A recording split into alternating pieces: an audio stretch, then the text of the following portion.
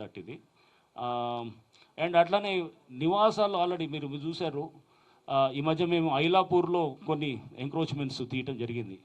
తీసినప్పుడు అక్కడ ఐలాపూర్లో పెద్ద ఎత్తున కూడా గవర్నమెంట్ ల్యాండ్ కబ్జా అవుతుంటే కూడా మనం April around second week April 11th ఆ టైం అనుకుంటా, 11th 12th ఆ టైంలో we have done a major drive అక్కడ చేసినప్పుడు అప్పటికే నివాస గృహాలుగా వచ్చి ఇది వాళ్ళందరూ కూడా చాలామంది పేదవాళ్ళు వచ్చి కలిశారు మాకు.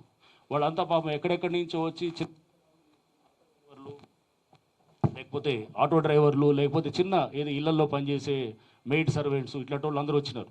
వాళ్ళని మోసం చేసి వీళ్ళందరూ నోటరీ చేసి ఇదంతా వాళ్ళకి అమ్మి వాళ్ళకి చేసిన అట్లాంటి ఇళ్ళకు కూడా మేము వెళ్ళకుండా అట్లాంటి దాదాపు మోర్ దెన్ 1500 పైన ఇల్లులు వాటిని మేము ఎక్కడ కూడా వాటిని డిస్టర్బ్ చేయకుండా, అది కాకుండా తక్కిన ప్రాంతాన్ని మేము ఫెన్స్ చేయడం జరిగింది. దాదాపు మోర్ దెన్ 900 acres పైన కూడా మనం చేయటం జరిగింది. ఇప్పటిదాకా హైడ్రా టోటల్గా మీరు చూస్తే కనుక ఆల్మోస్ట్ మనం రిక్లెయిమ్ చేసినటువంటి ల్యాండ్ వచ్చేసి 2093 acres. So which is almost equalling to మీరు యావరేజ్గా మీరు చూస్తే కనుక, అంటే ఇది అప్రాక్సిమేట్గా ల్యాండ్ వాల్యూ వేస్తే 40 ఎకరాలు 40 కోట్లు వేసుకున్న సిటీలో కొన్ని ఇంపార్టెంట్ ప్లేసెస్లో ఆర్ 30 కోట్లు వేసినా మీరు దాన్ని బట్టి చేసుకోవచ్చు. Approximately it is coming to around 80,000 crores దాకా వస్తుందన్నమాట. సో ఇది అంటే కొన్ని చోట్ల చాలా కాస్ట్లీ ఉన్నాయి, లైక్ మాదాపూర్ ఆ ఏరియాలో ఉన్నాయి.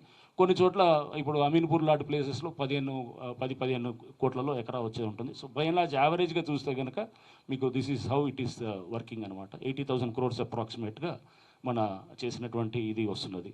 సో దీంట్లో మెయిన్గా లేక్స్ వచ్చేసి 300 acres దాకా ఉంది, 296 acres to be specific, 296.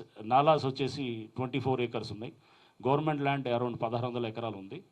Parks 93 acres, roads and ఇతర ఫుట్పాత్లు అయితే కనుక దాదాపు 50 ఎకరాలు ఉన్నాయి. Public open spaces around 23 acres. అంతా కలిపి 2100 అప్రాక్సిమేట్గా ఉన్నటువంటి ఇదన్నట్టు. Okay. And Hydraa has registered about 90 FIRs ఇప్పటిదాకా. వేరే ఇతర అన్ని చోట్ల కూడా ఇది